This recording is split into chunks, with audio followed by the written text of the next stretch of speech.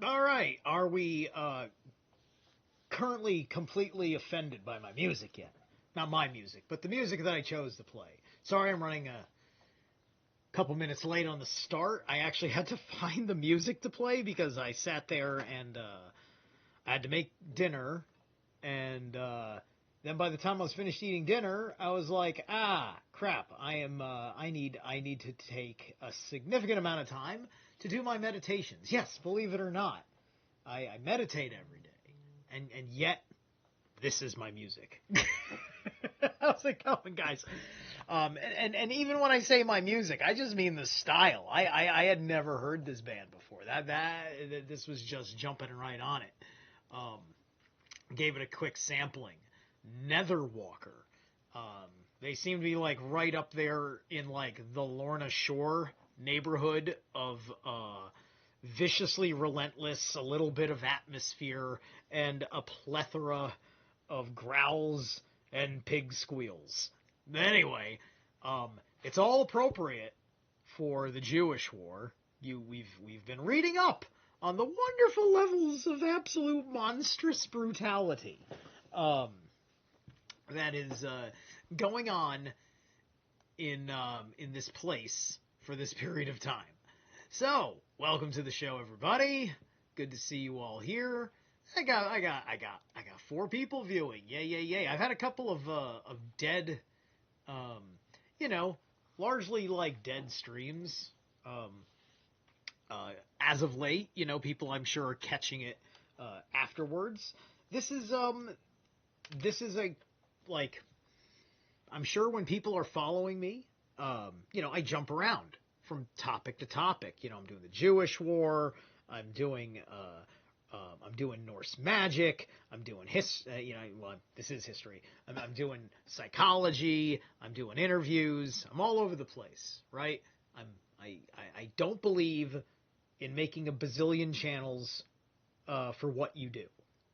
As far as I'm concerned, it's all borderline gonna get deleted anyway, right? Like one day somebody's just gonna sit there with no warning and say, you go against our standards, you're gone, right? So might as well just do what I do in one place and save myself the trouble.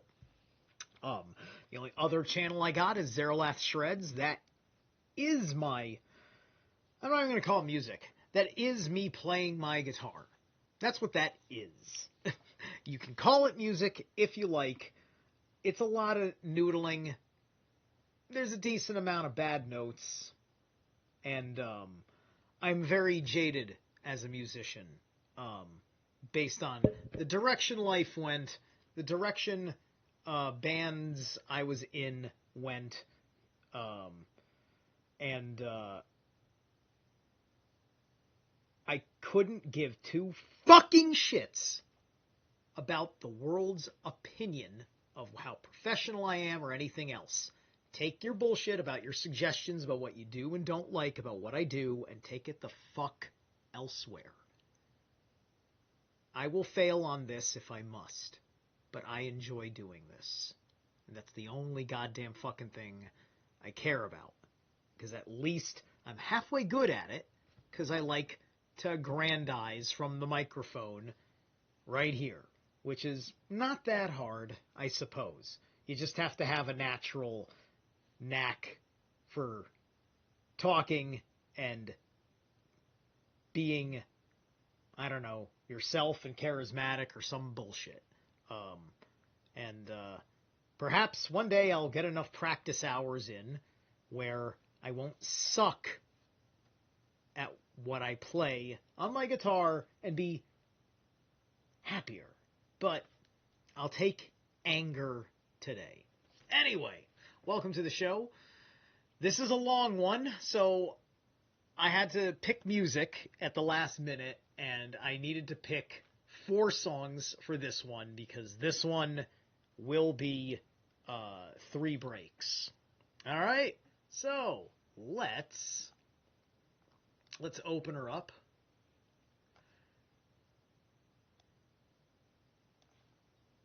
So, Chapter 15, Atrocities in the City, Vespasian's Intervention.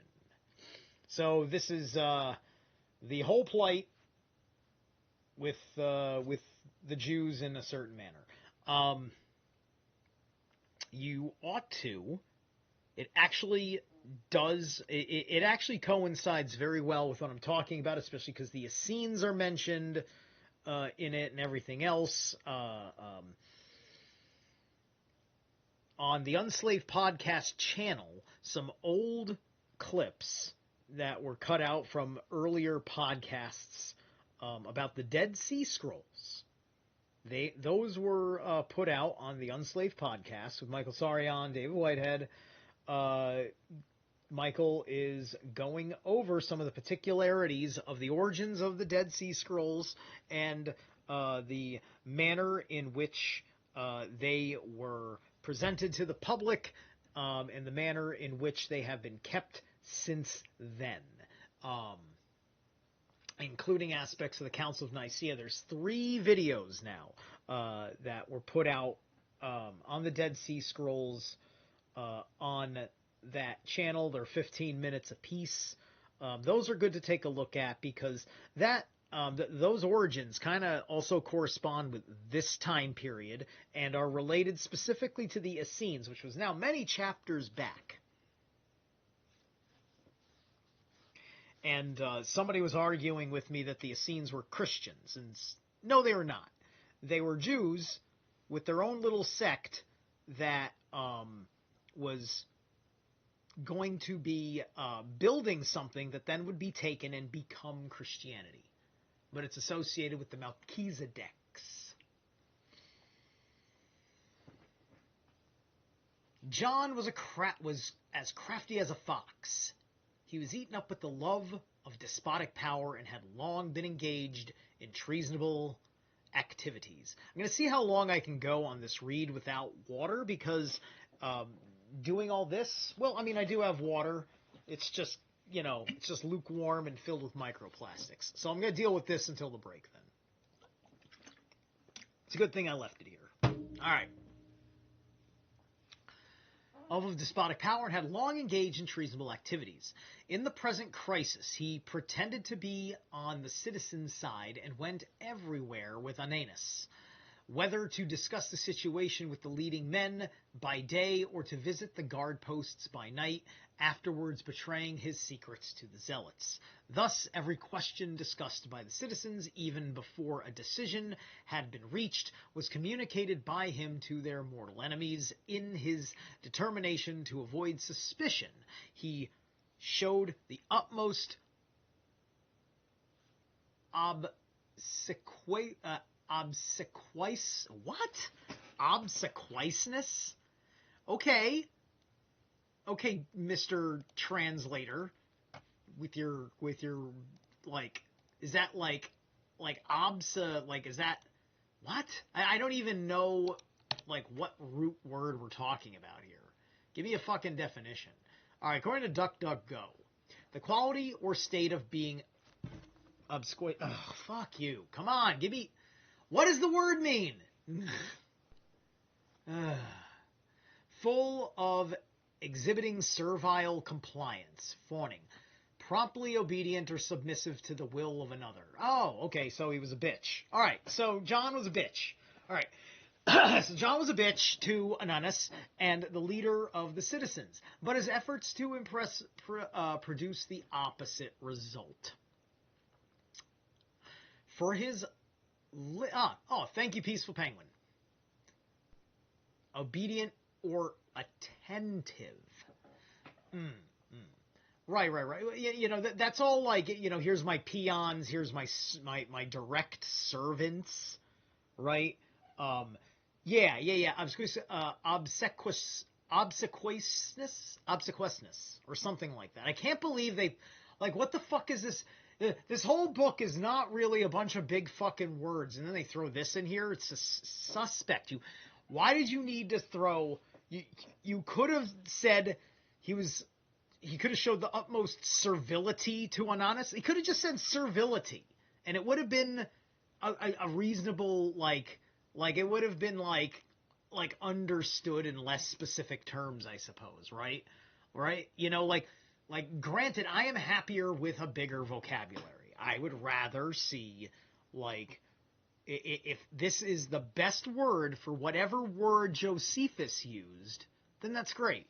Right? I have to make these little points because I don't want my read of this to be participating in any misleadings. Anyway, but his effort to impress produced the opposite result, for his lick-spittle attitude brought him under greater suspicion, and his habit of pushing his nose in everywhere without an invitation made it look as if he was betraying secrets. For evidently their enemies knew all their intentions, and no one had invited the suspicion of having disclosed them as had John. To get rid of him was another matter. He had strengthened his position by his atrocious conduct, and in any case was not one who could be disregarded, and he had built up a large following among the members of the Central Council. So it was decided to make him take an oath of loyalty. John swore readily enough to be loyal to the citizens, to betray neither action nor intention to their enemies, and to put his powers of body and mind at their service for the destruction of their assailants.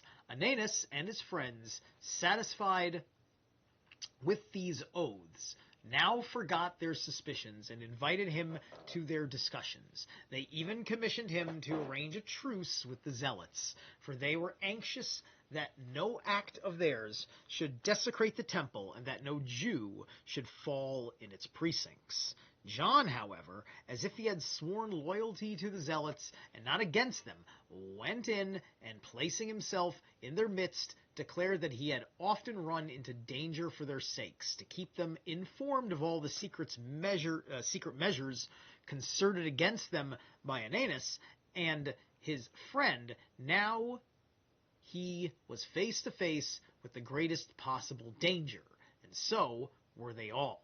Unless Providence came to their aid, Ananus was on the move. He had persuaded the people to send a delegation to Vespasian, requesting him to come with all speed and take over the city, and to injure the Zealots.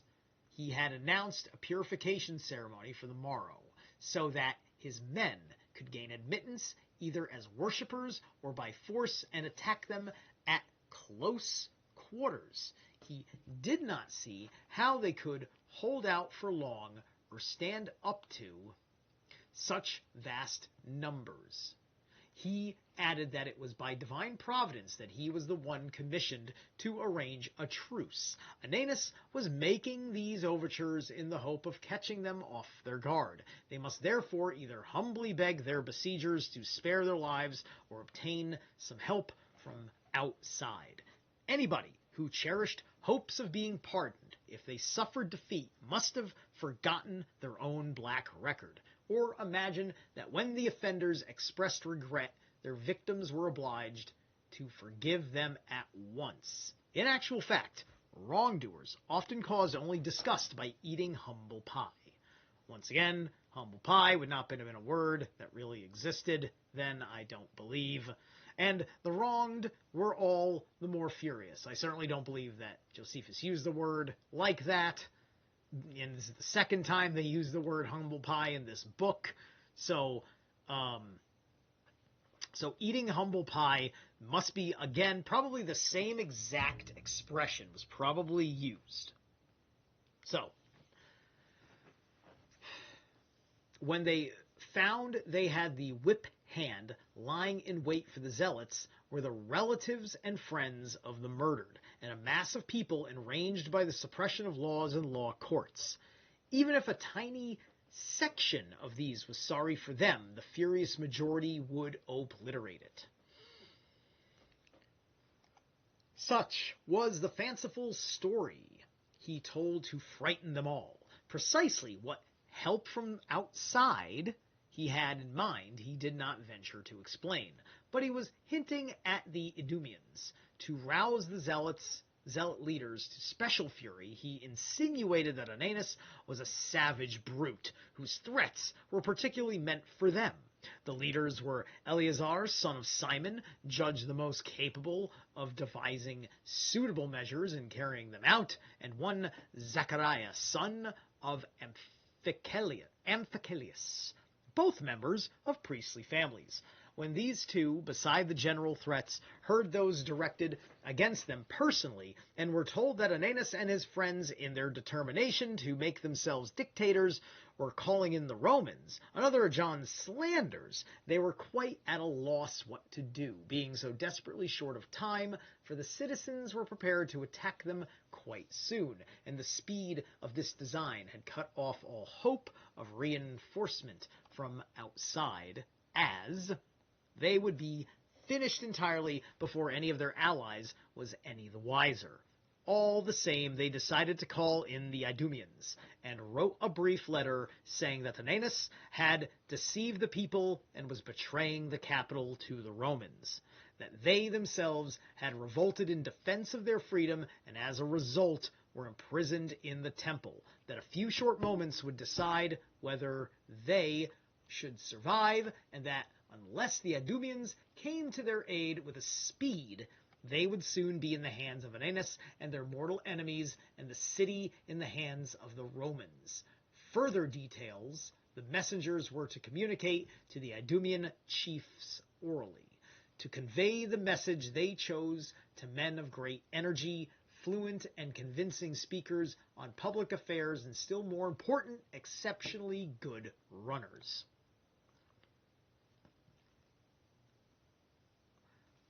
From umble pie from 1640, made from umbles, edible inner parts of an animal, considered low-class food. Okay. So is that where the word humble comes from? I mean, I could look myself, but I'm going to stay focused on reading. It's not pertinent to anything because I'm just merely talking like humble pie is a perfectly appropriate expression to convey the point that Josephus is making, but I would rather have a sense of the expression used because that's helping me bring the history alive. That's why it angers me. I like to read these things to bring history to life. They knew the Idumeans would promptly agree, as they were an excitable and undisciplined race. Ooh, they were excitable and undisciplined? I know a whole bunch of races that are like that. Always on the lookout for trouble and with an appetite for revolution, ready at the least flattery from those who sought their aid to take up arms and dash into battle as if to a banquet. The message had to be delivered with all speed. This is the messengers, both called Ananias, were only too eager to do, and they very soon reached the Idumean headquarters. The rulers, amazed by the letter and the explanation of the bearers, raced about the country like madmen, proclaiming mobilization. The muster was complete before the time appointed, and every man seized his arms to defend the freedom of the capital.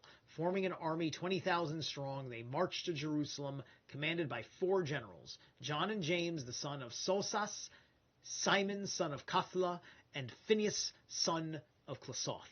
Neither Ananus nor the sentries had noticed the departure of the messengers, but they could not miss the arrival of the Idumeans. Aware of it in good time, Ananus barred the gates against them and posted sentries on the walls. Anxious, however, not to antagonize them completely, he decided to try persuasion before resorting to arms. So, taking his stand on the tower, facing them, Jeshua, the senior chief priest of Ananus, made his appeal.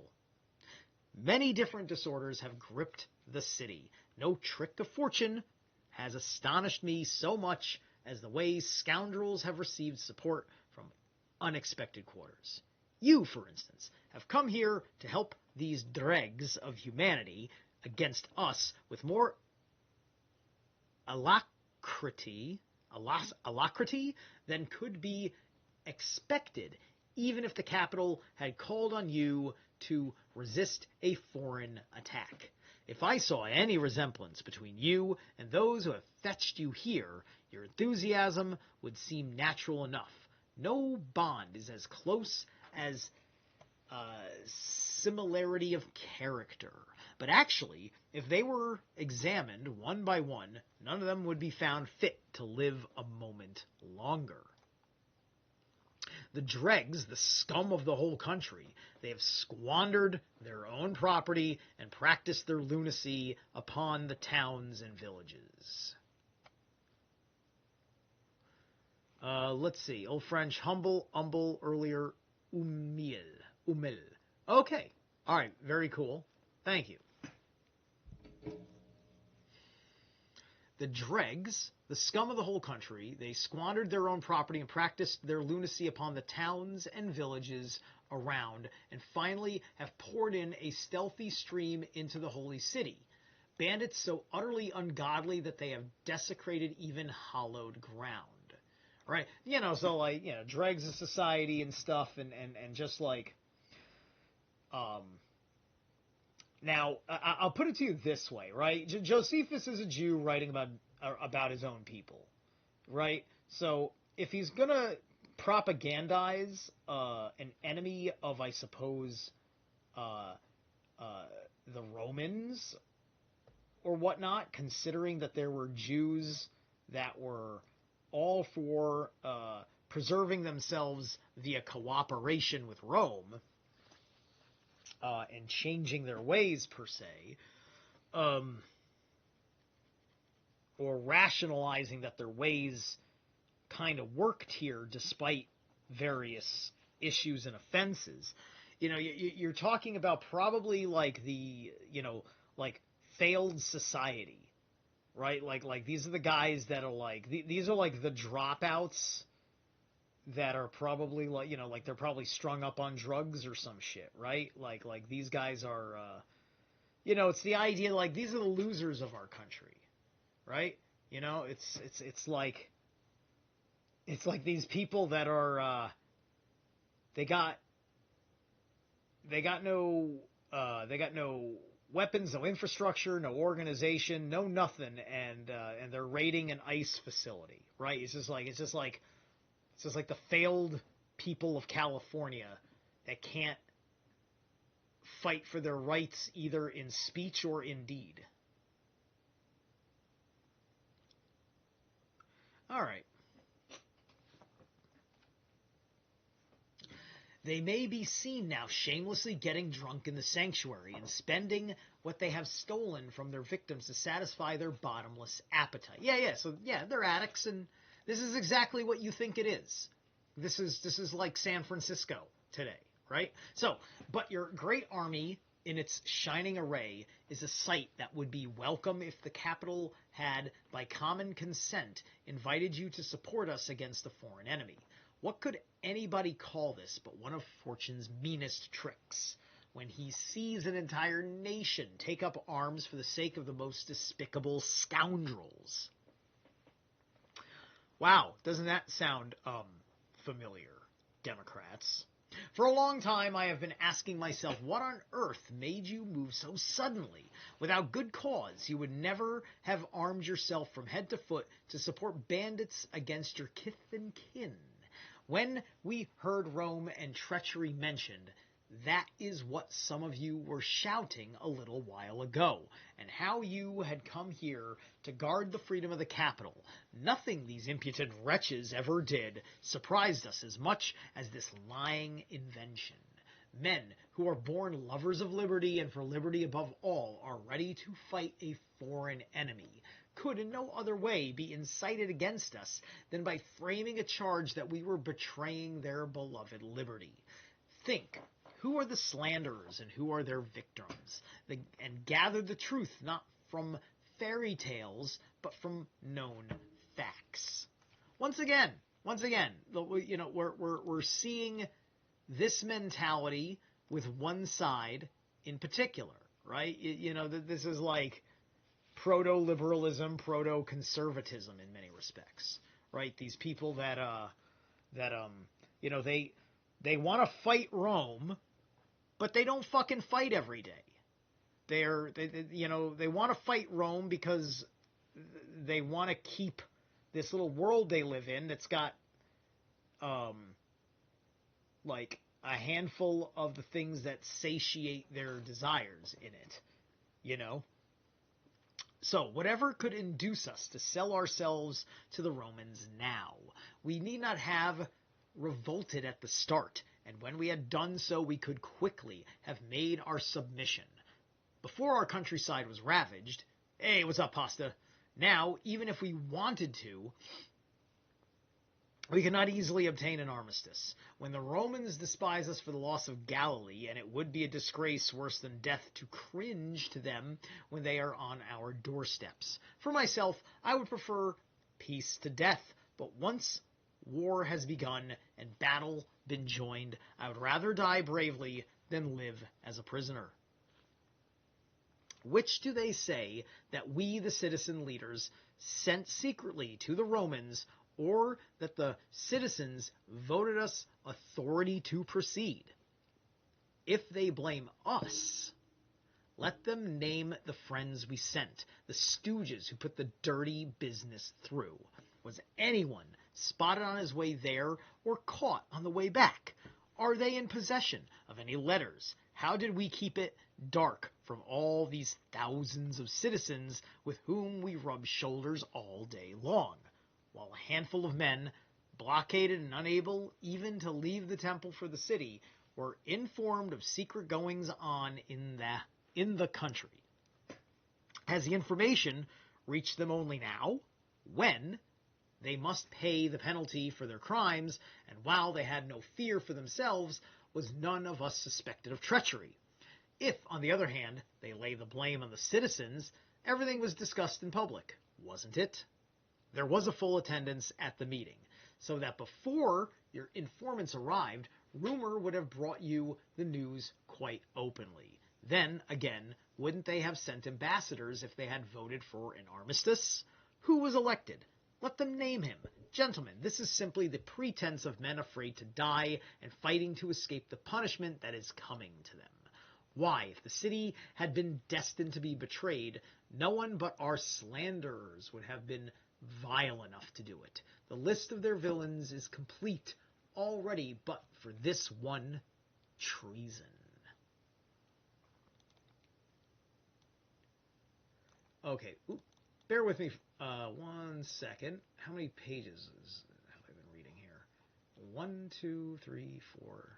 Okay, this is page 5. Okay, end of this page, I take the break.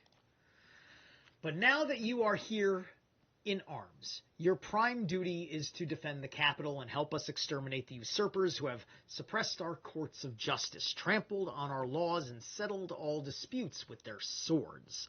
Men of mark, charged with no offense, they have dragged from the middle of the marketplace, fettered and humiliated, and deaf to protests and entreaties, have murdered them. You are free to enter, though not by right of war, and see for yourselves the proofs of what I say. Houses emptied by their rapacious hands, wives and children of the murdered men in black, tears and laments in every corner of the city. There is no one who hasn't felt the hands of these grasping scoundrels. Into such a frenzy of madness they have plunged that they have transferred their imputed banditry not only from the country and outlying towns to the very heart of the Jewish world, but even from the city to the temple. This they have made their headquarters and fortress, the base for their operations against us, and the spot venerated by the whole world and honored by foreigners from the ends of the earth is trampled on by beasts bred in our midst.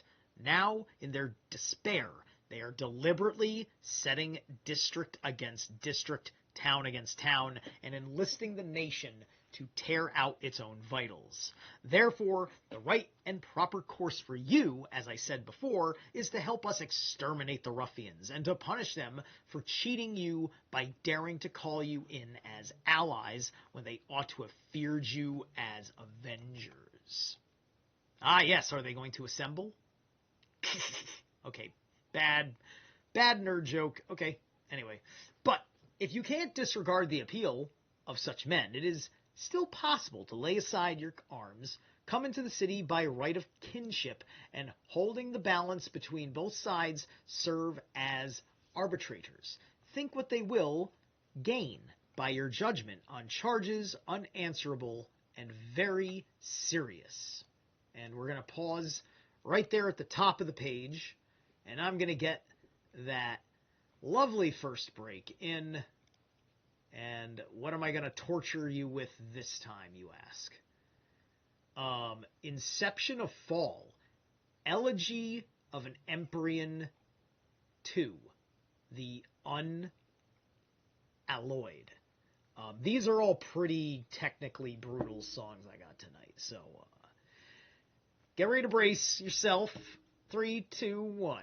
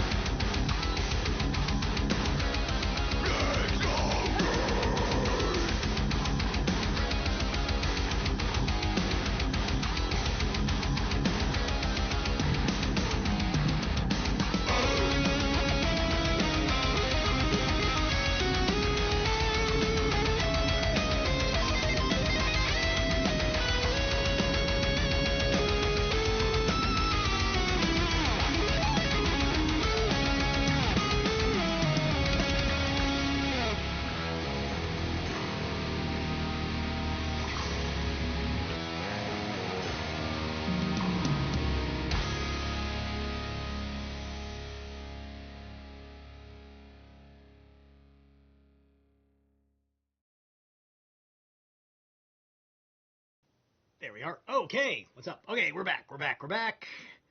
Everything's good. I've got my microplastic-free water.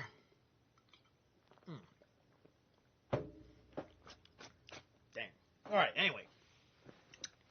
They were not here a word in defense of men charged with this offense at all. With no offense at all.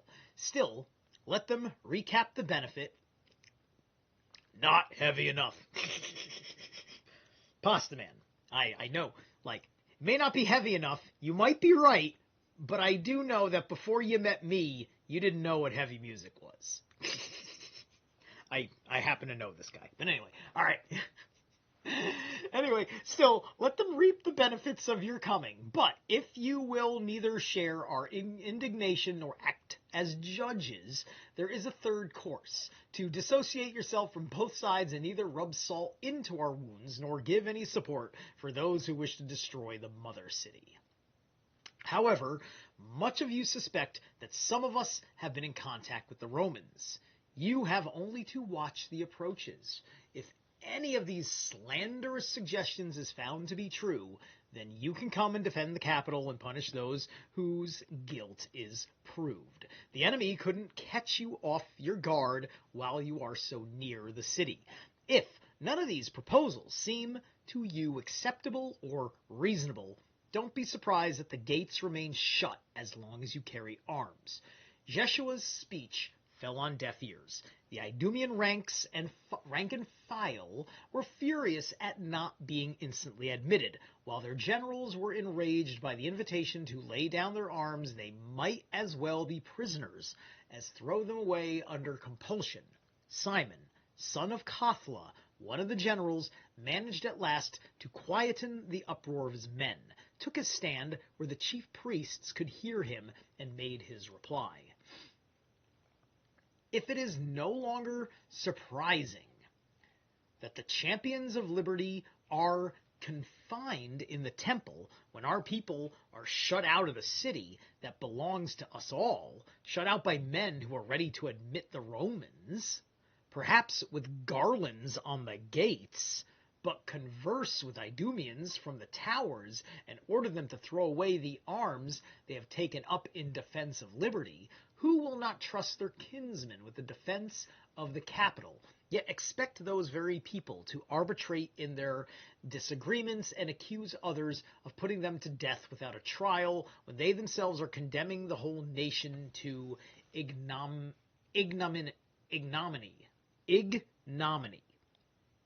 I'm familiar with ignominy, which this maybe is technically the same word. So I'm gonna look for the definition of that. Let's see. Great personal dishonor or humiliation, an instance or source of this. Had suffered many ignominies because of his insensitivity. Okay, all right. Yeah. And I'm thinking about something in perspective to throw at you, right? Because, all right, so the Romans here, some people want them, some people don't, so on and so forth. Now, in Germania, in Europe, with the pagan situation, right?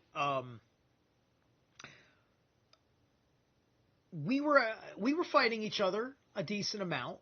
And sometimes we had our shit together, and there were jarls that were doing good jobs and things like that. And combining, various groups together and creating cohesive kingdoms and such.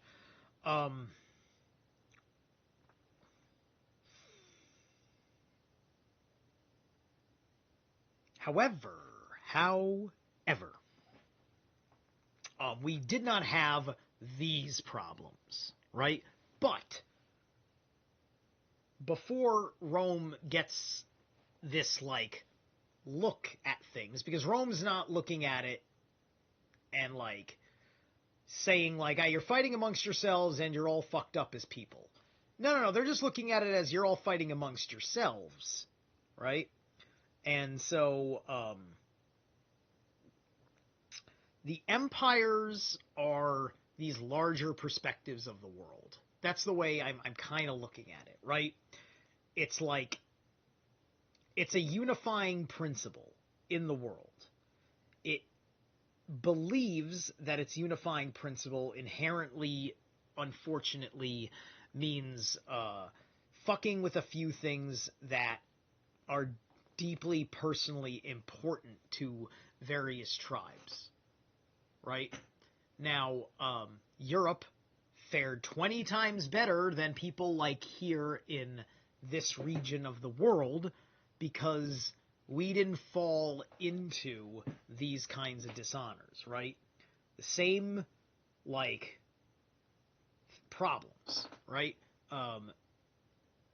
Our troubles throughout Europe and such, we ended up having that when Christendom came in. Christendom came in, and then we started having trouble like this. But even then, it didn't make us that particularly disjointed. And then it was after this that we kind of gathered ourselves again. We also didn't have a tremendous amount to worry about with other empires, per se. And because, Rome was kind of running more like suppose it was more like a confederacy from the imperial perspective, right? You had kingdoms within a confederacy of an empire. It was kind of like the way the church operated when the actual state, imperial state of Rome, collapsed and then just turned into like the Italian like nation and all that shit, right?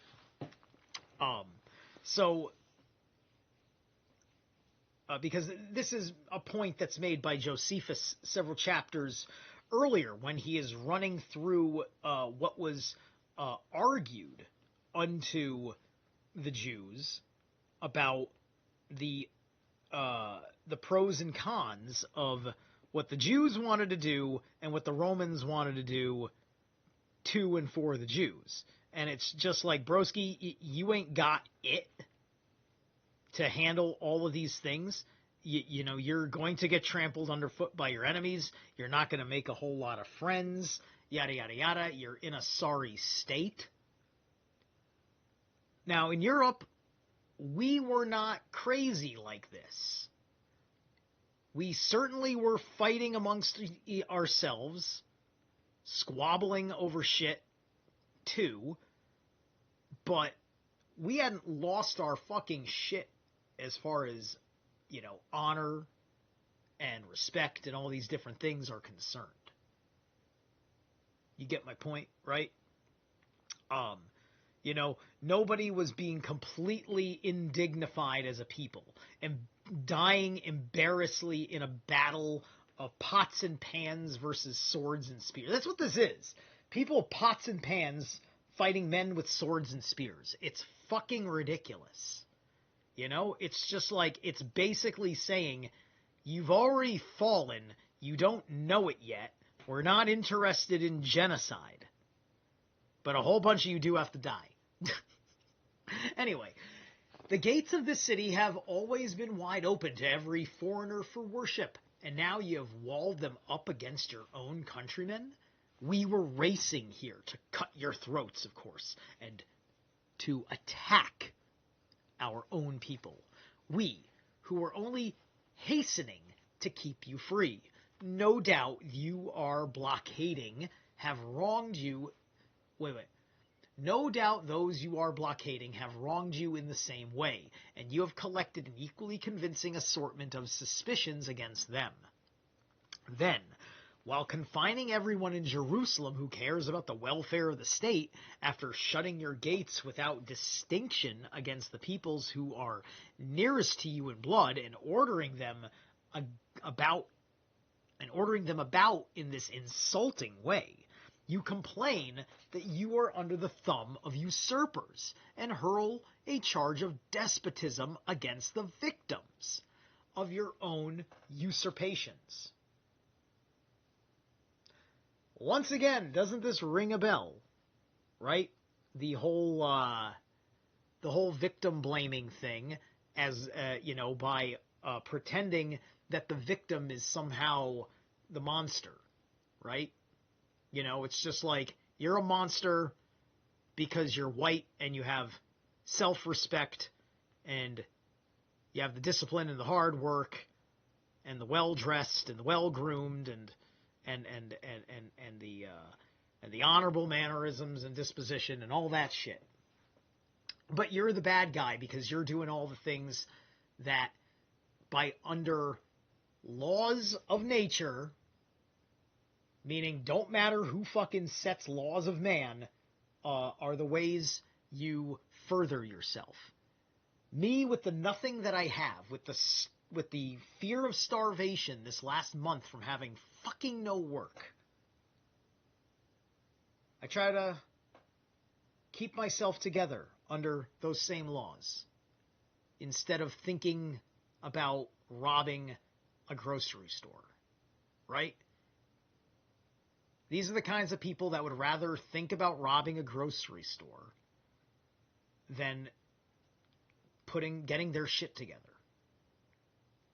I am not there yet, but at least I'm actually fucking working towards it in a rational way that doesn't blame a motherfucker. Not one motherfucker gets blamed. I mean, we can blame people about certain things, but not personal things. We still have our own personal responsibilities, and it can suck when you see the system realizing that it sold you short, and you definitely get angry and you want to blame somebody, right? Conspiracy theorists can go down some really dark roads, becoming the one who scapegoats the Jew. This isn't about scapegoating the Jew. This is about, look at what this is. That's all that this is look at what the fuck this is. Because that's the thing that's going to get you better, is through the rational acknowledgement of what it is and making wiser choices. Unless perhaps it is you who are being shut out of the capital city by Idumeans, men you are excluding from the ancestral rites. One might reasonably blame the men besieged in the temple, because when they were brave enough to punish the traitors, whom you, being equally guilty, call men of mark, charged with no offense, they didn't start with you and hack off first of all the most vital limbs of this treasonable plot, but if they showed foolish leniency, we Idumeans will defend the house of God and fight for our common country, firmly resisting both the enemy from without and the traitors within. Here, before the walls, we shall remain in arms till the Romans tire of paying attention to you, or you come over to the side of freedom. This speech was vociferously applauded by the Idumean rank and file. Jeshua withdrew in despair, seeing them incapable of moderation and the city assailed from two sides. Nor indeed were the Idumeans in a happy frame of mind. They were furious and insulted at their exclusion from the city, and the failure of the Zealots, who seemed to be in a strong position to give them any assistance, so bewildered them that many were sorry they had come. But the disgrace of going home with nothing whatever accomplished outweighed their regrets, and they stayed where they were before the wall, encamped in the greatest discomfort.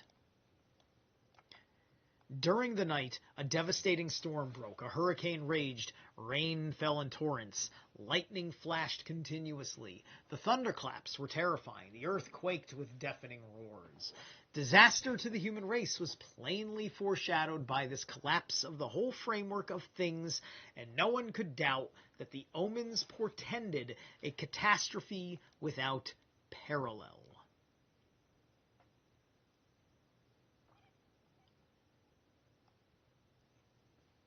Right, the book, the book so happens to be about Jews.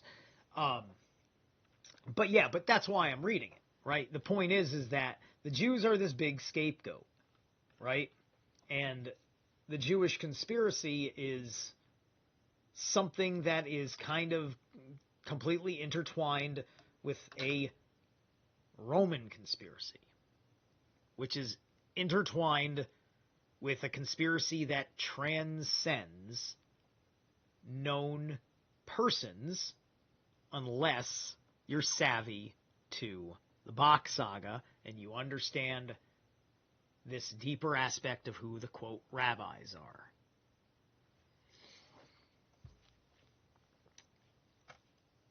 Because the rabbis, perhaps say the rabbis, as the Bach saga says it, are Jews. Those who gave birth to the rabbis are the Hyperboreans, who are not Jews. All right? So the Bach saga is not designed or intended in any way, manner, shape, or form to be a Jewish thing. But it does explain a reality of this group of people that have captivated the will of the leadership of nations for many years, and kind of paints this picture of being entrapped to a bloodline of sorts, right? So anyway, the Idumeans and the people in the city drew the same conclusion. The former felt that God was angry about the expedition, that they would not escape punishment for bearing arms against the capital. Ananus and his friends were sure that they had gained a victory without a battle, and that God was championing their cause. But this guess was wide of the mark. They were predicting for their enemies the fate that awaited their friends. For the Idumeans, pressing close together, kept each other warm, and by making a roof overhead with their long shields were little the worse for the downpour. And the Zealots, more anxious about them than about the dangers to themselves, met to discuss the possibility of helping them. The hotheads favored using their weapons to force a way through the lines of guards and then charging into the middle of the city and defiantly opening the gates to their allies. The guards would fall back, confused by their unexpected moves, especially as most of them were unarmed and had seen no fighting, while the citizens' army could not easily be mustered, as they were confined by the storm to their own houses. If this meant danger, it was their duty to put up with anything rather than stand by while such a huge army perished miserably because of them. The more sensible people, on the other hand, opposed the use of force, seeing not only that the guards encircled them were at full strength, but that because of the Idumeans, the city wall was carefully guarded. They assumed that Ananus was everywhere, visiting the guards at all hours. On other nights, such was indeed the case, but on this night it was omitted, not through neglect on Ananus's part, but because fate was determined that he should perish and all his guards with him. It was she who, as the night advanced and the storm reached its height, put to sleep the sentries guarding the colonnade and gave the zealots the idea of borrowing some of the temple saws and cutting through the bars of the gates. The noise was not heard, thanks to the roar of the wind and the continuous crash of thunder. Ah, okay. The storm provided all manner of cover. They used the pronoun she here, as I was reading. Did I miss where they mentioned a woman? Houses that meant danger. They are because of them. The most sensible people full length because of the Idumeans. They say, well, they also assumed Ananus was someone else. Was Ananus a woman? Am I crazy? Fate was determined guards with him. It was she who, as the night advanced. Yeah, that's the only name, right? You're not going to give me a pronoun. I thought Ananus was a guy. I must be crazy.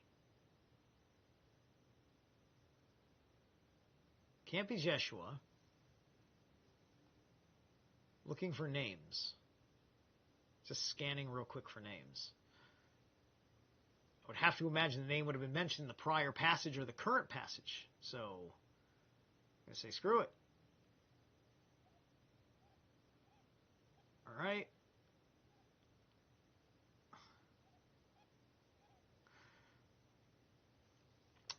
Maybe the she was a typo. They stole out of the temple and made for the wall, then plying the saws as before, opened the gate in front of the Idumeans. They, right, I was pretty sure that I knew what the hell I was reading. I think she might have been a typo. I think it was a typo. I'm sure all the non-binaries out there are very happy that somebody was misgendered or something. But anyway,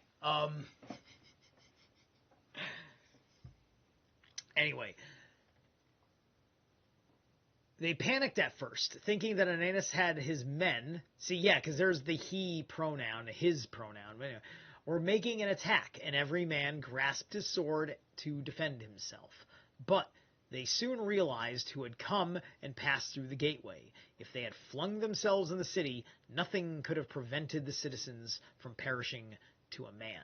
Such was their fury. But they were anxious to free the zealots from their confinement first, as the men who had admitted them implored them not to forget that those they had come to assist were in dire peril, or involved them in greater danger. When they had overwhelmed the guards, they could easily attack the city, but if they once roused the city, they would never overcome the guards. For as soon as they realized the situation, the citizens would form up and block every way to the temple. Convinced by this reasoning, the Idumeans passed through the city and the slope of the temple. When they appeared inside, the zealots, who had been on tenterhooks till they arrived, emerged full of confidence from the inner temple, and mingling with the Idumeans, attacked the piquets, knifing some of the advanced sentries. Whoops. In their sleep. One second, let me double check where I'm at with pages here. Because I kind of lost, I kind of forgot which page I started after the break. 1, 2, 3, 4, 5. So then that's, okay, I'm on 245 then, right?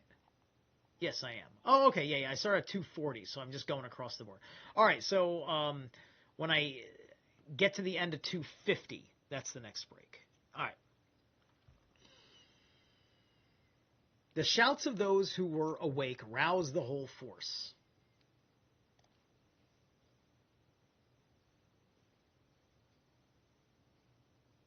Completely taken aback, they snatched their weapons and rallied to the defense. As long as they thought that only the zealots were attacking them, they fought confidently, hoping to win by weight of numbers. But when they saw others streaming in from outside, they grasped the fact that the Idumean eruption. Most of them lost hope, flung away their arms, and gave themselves up to lamentation. But some of the younger men, putting up a wall of shields, fought the Idumeans tooth and nail for a long time, sheltered the feebler folk. Their cries informed the people in the city of the disastrous situation, but none of these ventured to help them when they learnt that the Idumeans had broken in. They merely replied with futile shouts and groans, and loud shrieks went up from the women, who all had dear ones in danger among the guards. The zealots echoed the war cry of the Idumeans, and the din from every side was made more terrifying by the tempest. No one was spared by the Idumeans, by nature most barbarous and bloodthirsty, and so knocked about by the storm that they vented their rage on the men who had shut them out, making no distinction between those who cried for mercy and those who fought. Many who reminded them of the ties of blood and begged them to reverence the temple they shared were run through with swords. I mean, like, they used the temple as a defensive barracks, and now they're complaining that somebody is desecrating the temple, you're there. You are presently desecrating the temple. Because I think they're in the Holy of Holies, right?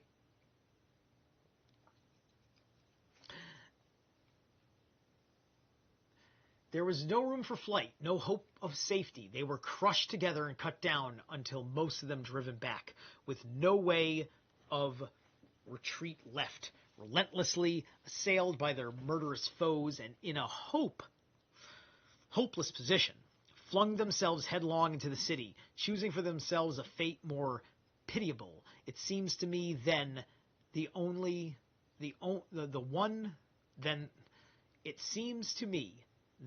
one they were fleeing from. The entire outer temple was deluged with blood, and 8,500 corpses greeted the rising sun.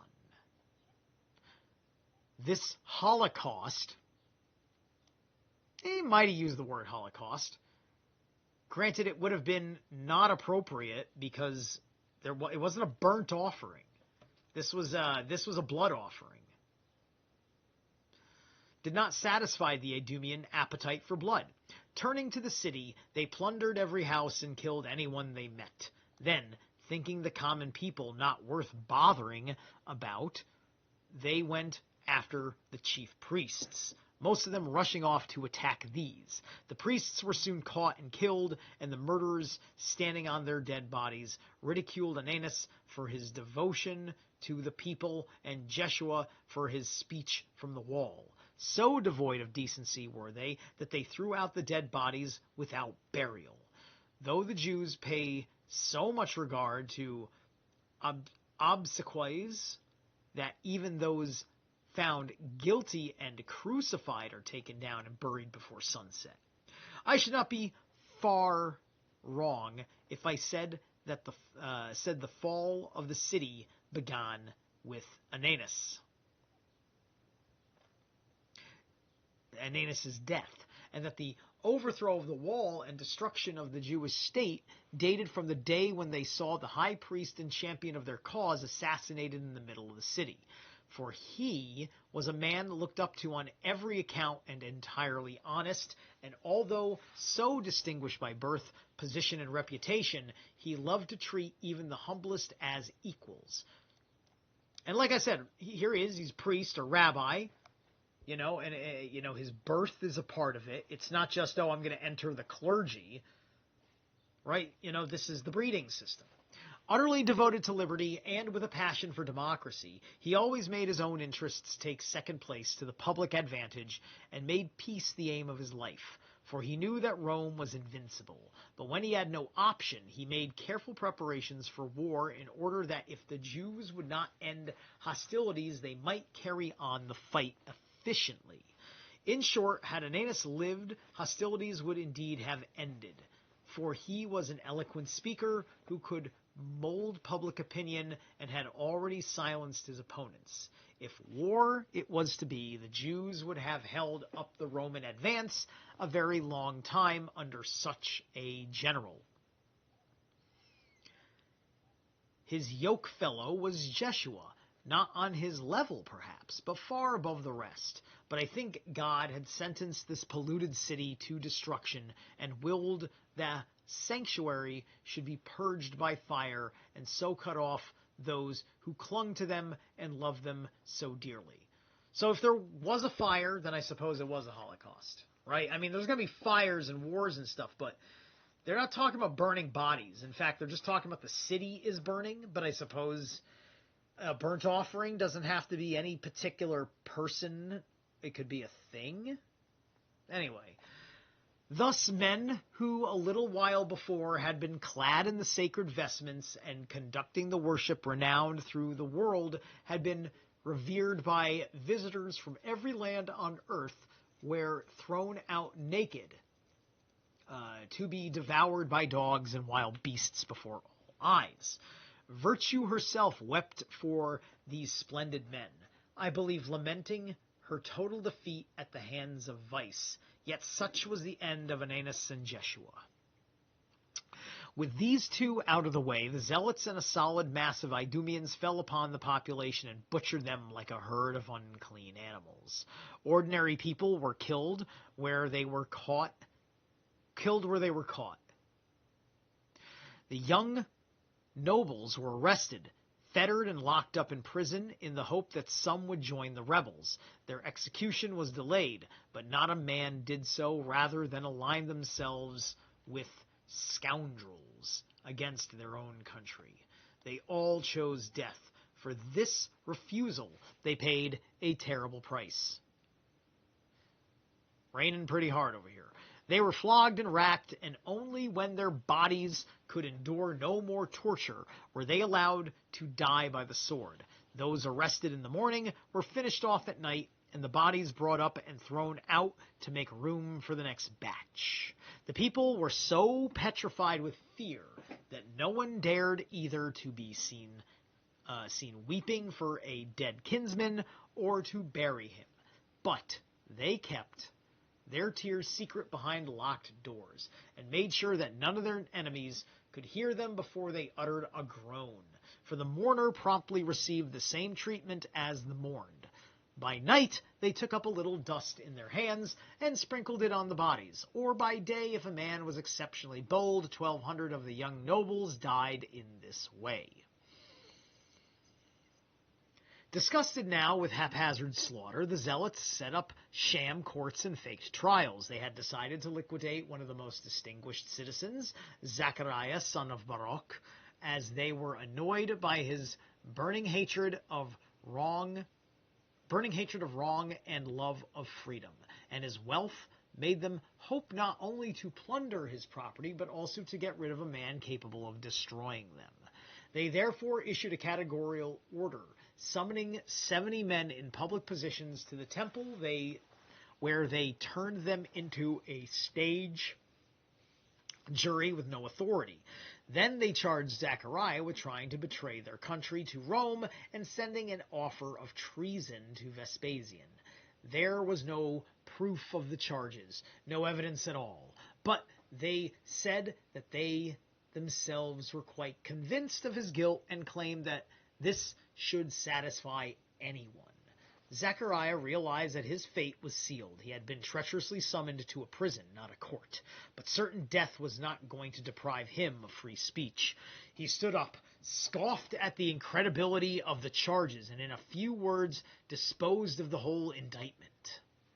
Then, turning the tables on his accusers, he methodically detailed all their illegalities and mercilessly exposed their mismanagement of affairs.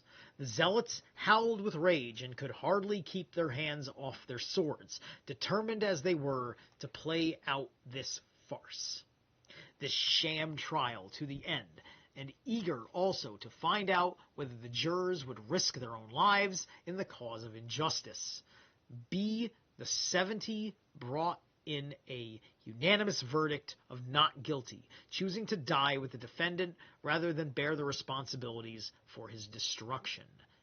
The Zealots greeted his acquittal with shouts of indignation and were all enraged with the jury for not realizing that the authority bestowed on them was a mere sham. Two of the most unscrupulous fell upon Zechariah, murdered him in the middle of the temple, and jested over his dead body. Now you've got our verdict too, and your trials are over. With that, they threw him out of the temple and into the valley beneath. Then they showed their contempt for the jurors by bellabowering them with the backs of their swords and driving them from the precincts for one purpose only. They refrained from murdering them, that they might go into every part of the city and let all the citizens know that they were slaves. Okay. All right. We're going to take another break. And then there will be one more break after this one. So this one is from a band called War Kings, who does something with a band called The Lost Lord, and the song is actually called Spartacus. So I thought it was a little appropriate. I didn't want to just keep flooding you with Ex Deo.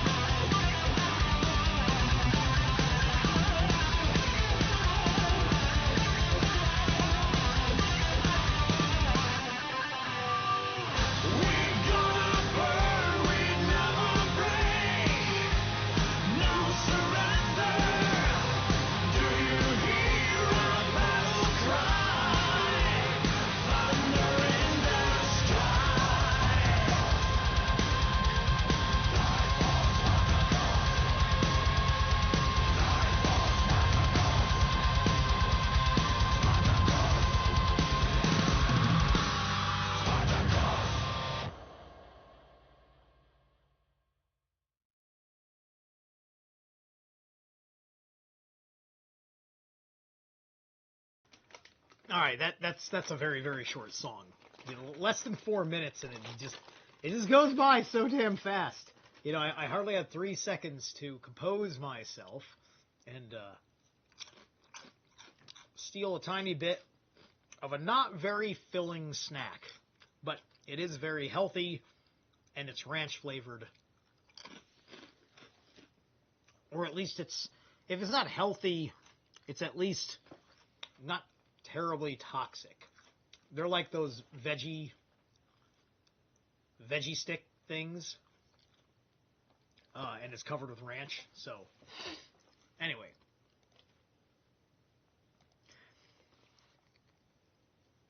so from here on, we got 5 more pages, a break, and then about I think 4 pages, 3 or 4 pages after that. It's like 18, 19 pages today.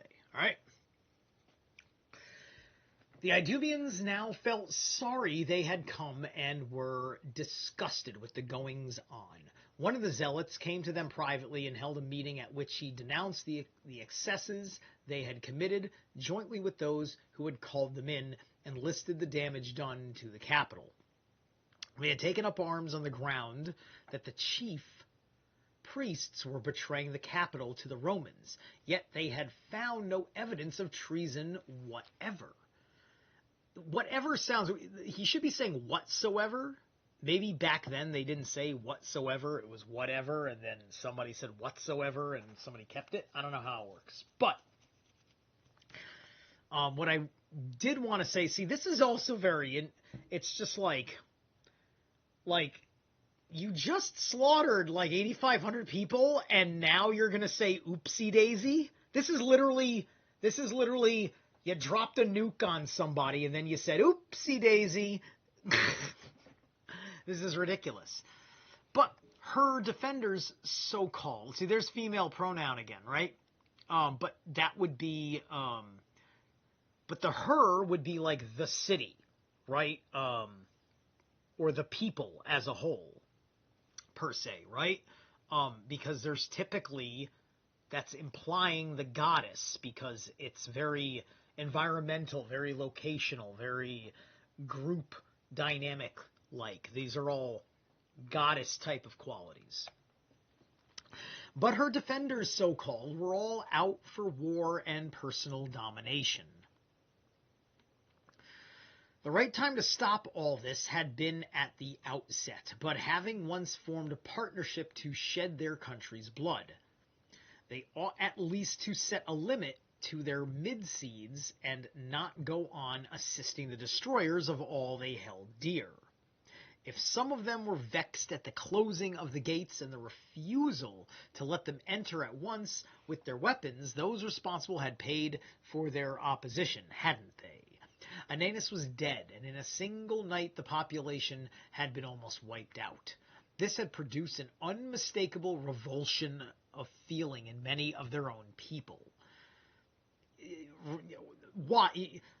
The only thing that changed is that, oh, now you realized that you were lied to about why you slaughtered them. You're not upset that you slaughtered your own people. You're happy to slaughter your own people. You're upset because you slaughtered people that weren't traitors. And you didn't have anybody personally verify anything amongst your own people. You took it on the word of a charlatan.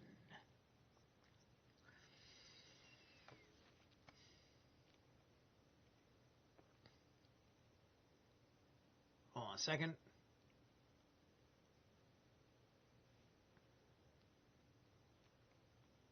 Okay, I somewhat lost this right time to stop all his blood, and at least to set limits to their mid-seeds. Destroyers held it. If some of them were vexed at the closing of the gates and the refusal to let them enter at once with their weapons, responsible paid for their opposition, hadn't they? Ananus was dead, and in a single night the population had been almost wiped out. This proves unmistakable revulsion. Who had displayed unparalleled savagery and not a trace of respect for their deliverers. Before the very eyes of their allies, they perpetrated the vilest atrocities, and their excesses would be laid at the Idumeans' door until someone either ended or repudiated what was going on. And so, as the allegation of treason had been exploded and there was no Roman invasion on the horizon, while the city was at the mercy of a caucus that could not be dislodged, their right course was to go back home and have nothing more to do with these contemptible people, and so blot out the memory of all the crimes in which they had been tricked into playing a part. Accepting his advice, the Idumeans first released from prison about 2,000 citizens who at once left the city and fled to Simon, of whom we shall speak by and by. Then, turning their backs on Jerusalem, they went home. Their departure had a paradoxical effect on both sides.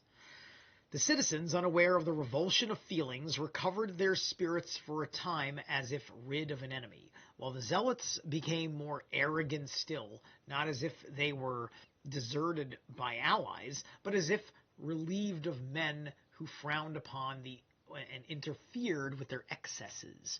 No longer was there any hesitation or circumspection about their outrages. They reached all their decisions with the utmost speed and executed them more quickly still.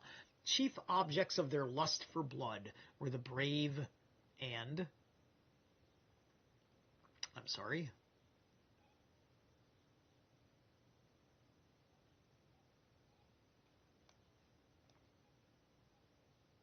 Come on.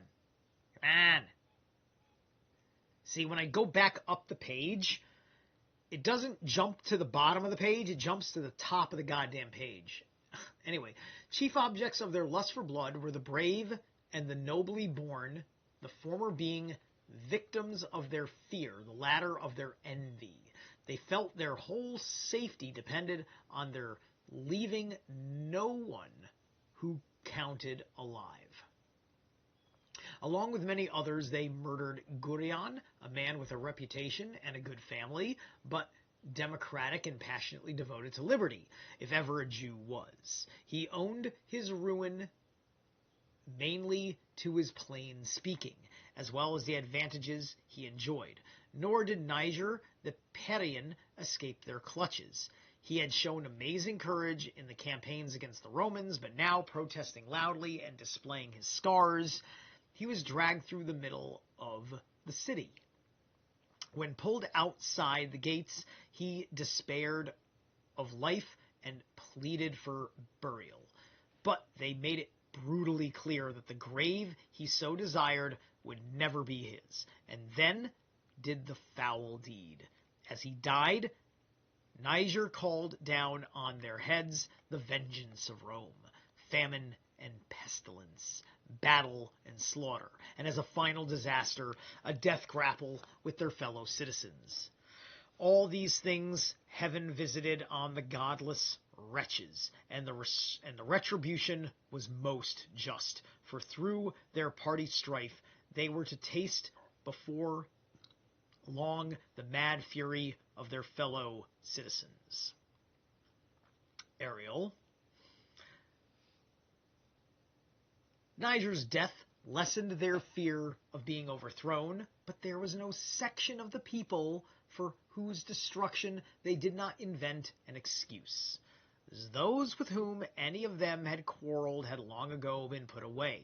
Those who had not collided with them in peacetime were subjected to carefully chosen accusations. If a man never came near them at all, he was suspected of arrogance.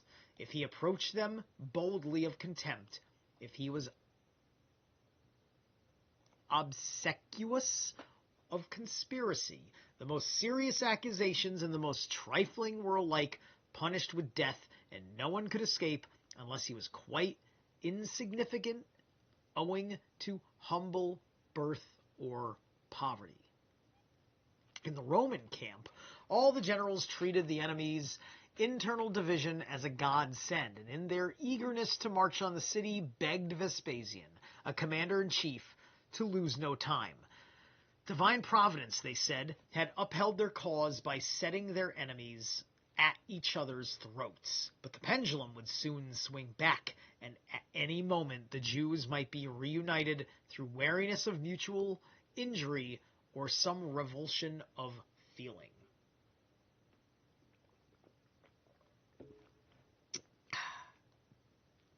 Vespasian replied that they were wide of the mark and were assuming a theatrical pose of warriors in arms, a dangerous pose. Oblivious to safety and common sense, if he did march on the city at once, he would only reunite the enemy and turn their full strength against him. If he waited, he would find their numbness reduced by their internal divisions. He might safely leave the generalship to God, who was handing over the Jews to the Romans without their lifting a finger, and making them a present of victory with no danger to the army. Very well then, while their opponents, torn by calamitous internal divisions perished by their own hands, the right thing for them was to watch the dangerous conflict from a safe distance, not to get mixed up with suicidal maniacs locked in a death struggle. If anyone thinks, he went on, that victory without a fight won't taste so sweet, he had better realize that to win success by biding biding your time is a sounder policy than courting disaster by plunging into battle. And again, those who shine in physical combat are no more entitled to fame than those who accomplish just as much by self-discipline and brains. Furthermore, while the enemy were growing weaker, his own army would recover from its continuous toil and be stronger than at present.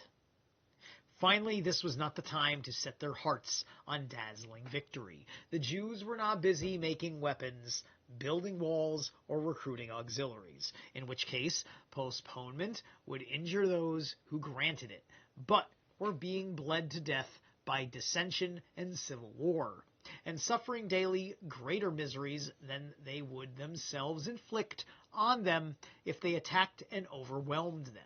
If then safety was to be the criterion, those who were destroying each other should be left to continue the good work. If they asked what kind of success would win the most fame, they would be fools to attack a sick community, for there would be no denying that the victory was due, not to them, but to Jewish divisions.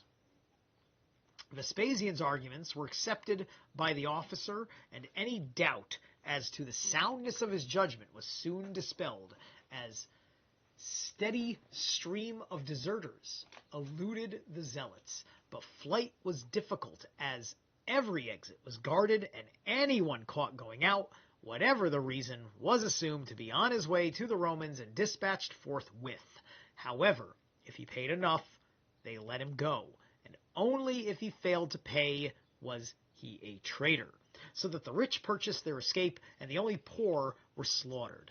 Dead bodies along all the main roads were heaped up high, and many who were anxious to desert decided instead to perish in Jerusalem. For hope of burial made death in their own city seem the lesser evil. But their enemies reached such a pitch of barbarity that they would allow no one, whether killed in the city or on the roads, so much as a hole in the ground, as if they were pledged to destroy the laws of their country and of nature too, and along with their crimes against mankind to pollute the deity himself. They left the dead bodies rotting under the open sky. For those who buried a kinsman, as for deserters, the penalty was death, and anyone who gave burial to another soon needed it himself. In short, no other lofty emotion disappeared so completely amid the horrors of the time as pity. Things that deserved compassion were the things that provoked these wretches, who switched their venom from the living to those they had murdered, and from the dead back to the living. Paralyzed with fear, the survivors envied those already dead. They were at peace, and the tortured occupants of the jails declared that compared with them, even the unburied were unfortunate. Their persecutors trampled on every ordinance of man, scoffed at the laws of God, and ridiculed the oracles of the prophets as the inventions of tricksters. Yet those prophets clearly discerned the laws of right and wrong, by breaking which the zealots caused the prophecies against their country to be fulfilled. For there was an age-old saying of inspired men that the city would be taken and the most holy temple burnt to the ground by right of war. If ever the citizens strove with each other and Jewish hands were first to pollute the house of God, the truth of this the zealots did not quite, but they made themselves means of its fulfillment. By now John had set his heart on one-man rule, and not content to be on an equality with his fellow, gradually built up a following of the worst types and cut adrift from the rebel organization. He paid no heed whatever to the decisions of the rest and issued his own orders like a lord. obviously aiming at sole sovereignty. Some gave way to him through fear, some were genuine adherents, for he was very clever at winning support by the orator's trick. Many thought their own skins would be safer if the crimes already committed were laid at one door. Not many, and his activity with both hand and brain won him henchmen in plenty. So he's turning into a mob boss, right? He's becoming the mafia. He's becoming a Jewish mafia type. However, a large number of dissidents left him, so some extent prompted by envy and unwillingness to submit to a former equal, but in the main put off by dread of a sovereign ruler, for they could not hope to pull him down easily once he was master, and he would have handled against them as they had opposed him at the start. Every man chose to face war with all its miseries, rather than throw away his liberty and die like a slave. This, then, was the explanation of the rift in the insurgent ranks, and John faced his own opponent, a rival monarch. However, they did little more than watch each other's movements, and there was little to no actual fighting. Their only rivalry was at the expense of the people who would bring home the most loot was the point at issue. Now that the storm-tossed city was at the mercy of the three greatest calamities, war, tyranny, and party strife, by comparison the citizens felt that war was almost endurable. Anyway, they fled from their own people and sought sanctuary with foreigners, finding in the Roman camp the safety they had no hope of finding in their own city. And now a fourth calamity was coming on the doomed nation. Not far from Jerusalem was a well-nigh impregnable fortress, built by the kings of long ago for the safekeeping of their treasures and their personal security in the hazards of war. It was called Masada, and was in the hands of the so-called Sicarii. Hitherto, they had merely raided the districts nearby to procure supplies. Fear prevented any further ravages, but when they heard that the Roman army was making no move, while the Jews in Jerusalem were torn by party strife and domestic tyranny, they launched out on more ambitious schemes. During the Feast of Unleavened Bread, kept by the Jews in memory of their escape ever since they were freed from slavery in Egypt and returned to their ancestral home, which, Book of Exodus, what is Atonism? Who is Akhenaten? Who really was Tutmosis? Anyway,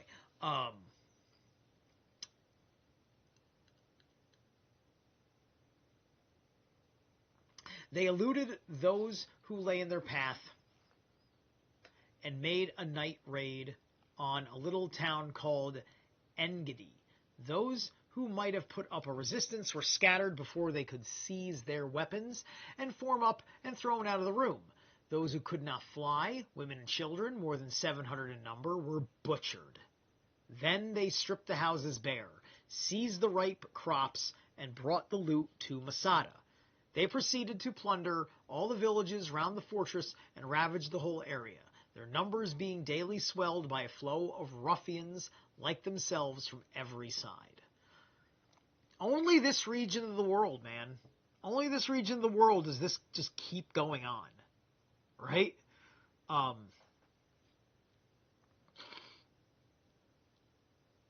It's not like this level of barbarity doesn't happen everywhere in the world. It does. But look at the context of what this is.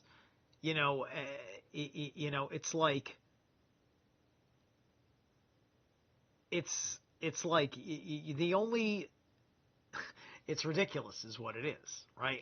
Every time I open up this book and do this live stream with you, I kind of reiterate the emerging attitude within myself about everything that happens in this region of the world. and it's the main reason why I am not for any of the two parties that everybody will endlessly bitch about. And they bitch about it more now than they ever did in the Ukraine. Even though they won't throw up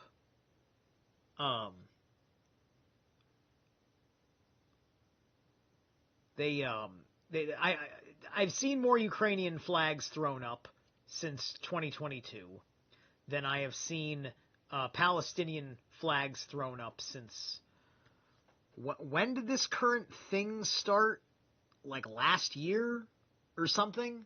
I mean, they won't shut up about it, and I do see Palestinian flags, but there ain't Palestinian flags like there were fucking Ukrainian flags, right? And that's mostly because the surviving boomers of 2020 and surviving Gen Xers of 2020 are, you know, were largely like for it, or the Gen Xers, some of them were for it, some of them were indifferent.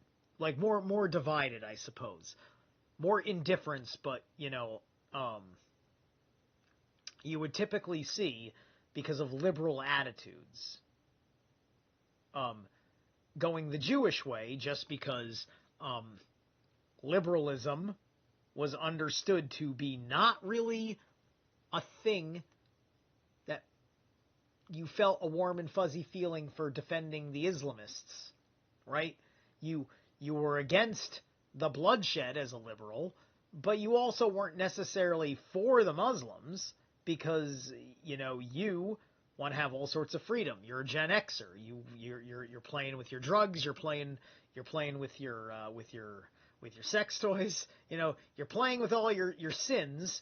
And Israel is a fairly sinful nation. You know, you can go get a lap dance. You can go buy a lap dance in Israel, and nobody's going to send the Vice and Virtue Police after you like they would in Saudi Arabia, right? So anyway, on all districts of Judea, there was a similar upsurge of terrorism dormant hitherto, and as in the body, if the chief member is inflamed, all the others are infected. So when strife and disorder broke out in the capital, the scoundrels in the country could plunder with impunity, and each group, after plundering their own village, vanished into the wilderness. There they joined forces and organized themselves in companies smaller than an army but bigger than an armed gang, which swooped on sanctuaries and cities. And sanctuary cities.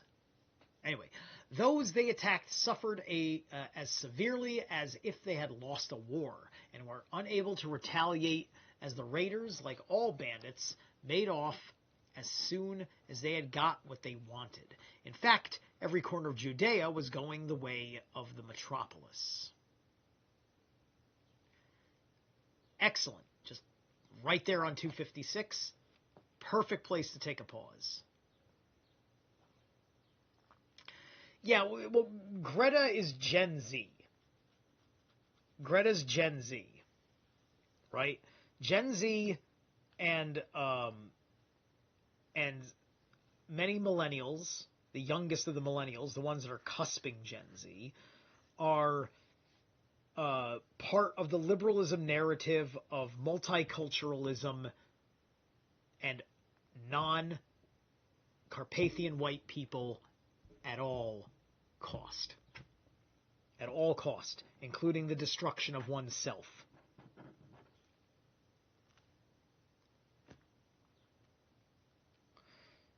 So anyway, for my last thing, I'm actually going to grab some Uwada from the Cult of a Dying Sun album. Just going to go with the opening track, The Purging Fire. Kind of like a Holocaust.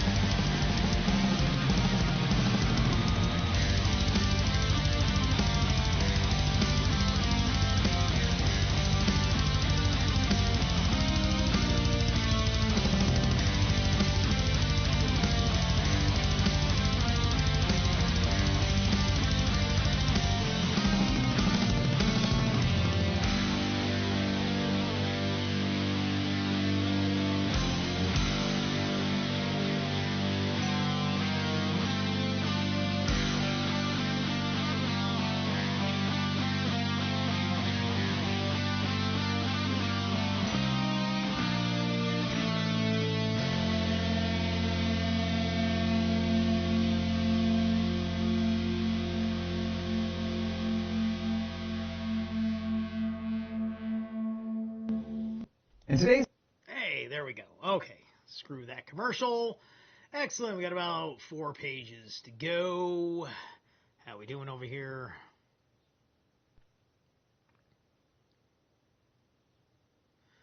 Kaleidoscope optical instrument, creating and exhibiting by reflecting a variety of beautiful colors and symmetrical forms, from 1817, literally observer of beautiful forms, Greek, kalos, beautiful, beautus. Yes, yes, yes. Anyway, now then, throw the book back up. All this was reported to Vespasian by deserters, for though the insurgents guarded all the outlets and killed those who went near them, whatever the reason, there were some nevertheless who eluded them and fled to the Roman camp. They were where they begged the commander-in-chief to protect the city and save the remnant of the people. It was because of their loyalty to Rome that so many had lost their lives, and danger threatened the survivors. Vespasian, already moved by their misfortunes, set out as if to besiege Jerusalem, but really to end the existing siege. But he was obliged first to reduce the places that were left, so as to leave nothing outside the city to interfere with the siege. He therefore proceeded to Gadara, the strongly fortified capital of Perea, entering the city on the 4th of Distros. The authorities, unseen by the insurgents, had sent a deputation to him with an offer to surrender, partly from a longing for peace and partly for safeguard their possessions. Many Galdarines, being very rich, of this deputation, their opponents knew nothing. Vespasian was nearly there before they discovered it. They despaired of holding the town themselves, as their enemies within outnumbered them, and the Romans could be seen not far away. So they decided to flee, but could not bear to do so without spilling blood and wreaking vengeance on those who had brought things to this pass. They seized Dulcis, by birth and reputation the first citizen, but believed to be responsible for the deputation, killed him, and in their uncontrollable rage mutilated his body before fleeing from the town. The Roman force now arrived, and the people of Gadara welcomed Vespasian with acclamation and received from him guarantees of protection, as also a garrison of horse and foot to deal with sudden attacks by the fugitives. They had pulled down their walls without orders from the Romans, so as to prove their devotion to peace by their inability to make war even if they wanted to. To deal with those who had fled from Gerrera, Vespasian sent Placidus with 500 horse and 3,000 foot, while he himself, with the rest of the army, went back to Caesarea, when the fugitives suddenly caught sight of the pursuing horsemen. Before contact was made, they crowded into a village named Bethenebris. Here they found a large number of young men and armed them willy-nilly. Willy-nilly? I don't think Josephus used the word willy-nilly. Come the fuck on. Anyway. Then, with utter recklessness, they rushed out to attack Placidus. At the first onset, his men gave a little ground, scheming to draw the enemy away from the walls. When they had got them where they wanted, they encircled them and shot them down. Those who fled the cavalry cut off. Those who were... I think they put the punctuation in the wrong place. Those who were pinned down, the infantry destroyed without mercy. In their death struggle, the Jews could do no more than display their fearlessness, for as they hurled themselves on the massed Romans behind their impenetrable barrier of steel, they could find no chink for their missiles to enter or means of breaking the enemy ranks, while they themselves were easy targets for Roman missiles and, like the wildest of wild beasts, charged the opposing steel and perished some struck with the sword as they faced the enemy, some scattered by the cavalry. Placidus was determined to block their dashes for the village, so he kept his cavalry moving past them on the side, and then wheeled round and instantly discharged a well-aimed volley, killing those who were near and scaring away the rest, till the bravest of them forced their way through and sought the protection of the walls. Excuse me. The sentries found themselves in a quandary. They could not bear to shut out the men from Gadara, and with them their own friends, and if they let them in, they would perish with them. This was exactly what happened, for when the Jews forced their way inside the ramparts, the Roman cavalry almost managed to burst in with them, and though the gates were shut in the nick of time, Placidus launched an attack, and after battling fiercely till evening, captured the wall and the entire village. The non-combatants were exterminated, the able-bodied fled, the houses were ransacked by the soldiery, and the village set on fire. Those who escaped raised all the country folk, and by exaggerating their own calamities and saying that the entire Roman army was coming against them, drove them all out on every side in terror, and with the whole mass fled towards Jericho. This was the only city left strong enough to nourish the hope of survival in view of its large population. Placidus, relying on his cavalry and encouraged by his earlier successes, pursued them to the Jordan, killing all he could catch, and when he had penned the whole mass on the bank of the river, where they were stopped by the current, which was swollen by rain and unfordable, he deployed his forces opposite them. Necessity compelled them to fight, having no way of escape, so they extended their line along the bank as far as they could and faced the missiles and the charges of the horsemen, who wounded many of them and threw them into the swirling waters below. Those who perished by Roman hands numbered 15,000. Those who were forced to leap into the Jordan of their own accord could not be counted at all. Some 2,200 were taken prisoner, and there was a rich haul of asses, sheep, camels, and oxen. The Jews had never suffered a heavier blow than this, and it seemed even heavier than it was, for not only was the whole path of their fight one long trail of slaughter, and the Jordan rendered impassable by dead bodies, but the Dead Sea, too, was filled with corpses, which the river carried down into it by the thousand. It's kind of like a Trail of Tears situation, right?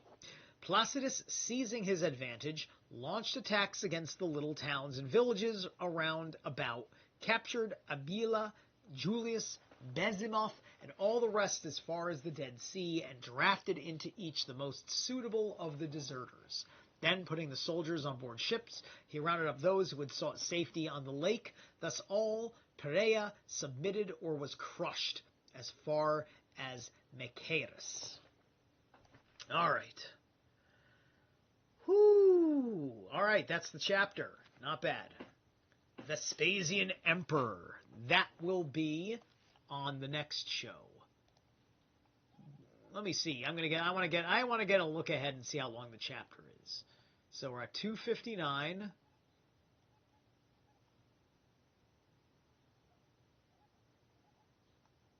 Uh, 73, 74, 270. All right. So that's going to be a standard 15 pages. So that'll be a 2-break show. All right. Looking good. Thank you, Peaceful Penguin, for your awesome contributions in the chat room. Thank you, Pasta Spliff.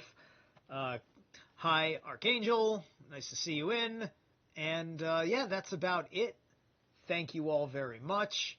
Y'all have a killer